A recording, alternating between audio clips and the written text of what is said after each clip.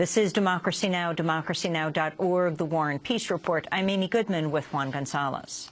Well, cries of Black Lives Matter continue to ring out across the country after new police killings of unarmed African Americans. A funeral was held in North Charleston, South Carolina, Saturday for Walter Scott, the black man who fled a traffic stop and was fatally shot in the back by police officer Michael Slager.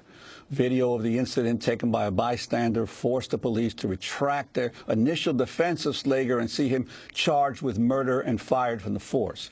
This comes as Oklahoma prosecutors have charged a sheriff's reserve deputy with second-degree manslaughter in the fatal shooting of an unarmed African-American man in Tulsa. Robert Bates, who is white, says he mistakenly used his handgun instead of his stun gun, killing the victim, Eric Harris. The incident was recorded by a police body camera. On the heels of the police killings of Walter Scott and Eric Harris, activists have launched a 9-day march from New York City to Washington, D.C. to call for sweeping criminal justice reform.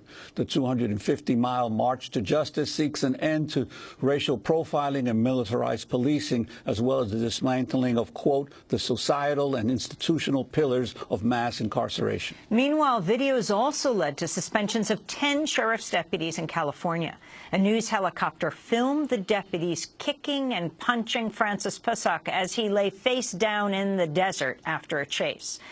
The FBI is investigating whether his civil rights were violated. A video proves decisive in holding police accountable, and the Black Lives Movement responds to more deaths. We're joined by a guest in South Carolina, Muad'Dib Dabaha, an organizer of Black Lives Matter in Charleston. In Washington, D.C., we're joined by Jay Stanley, a senior policy analyst with the ACLU's Speech, Privacy, and Technology Project. He authored Know Your Rights for the ACLU, and its companion piece, You Have Every Right to Photograph That Cop. I want to start with you, Jay. What about the rights? You know, Walter Scott's brother, Anthony Scott, said he went back to the scene after Walter Scott was killed by police officer Michael Slager. And he was taking photographs, and the police confiscated his camera.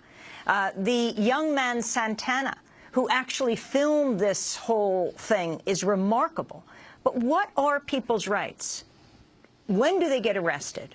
Do they have to give up their cameras?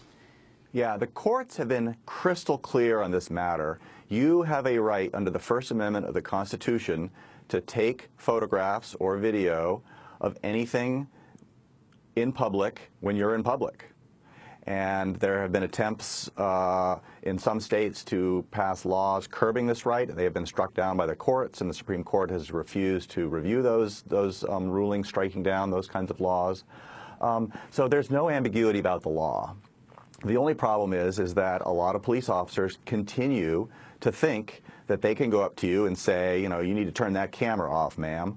That is not a lawful order. It's not a constitutional order, but it's one that continues to happen all too often. And they certainly don't have the right to look at your camera or seize your phone without a warrant. And they never, ever, under any circumstances that we can imagine, have the right to destroy or erase your video or photographs.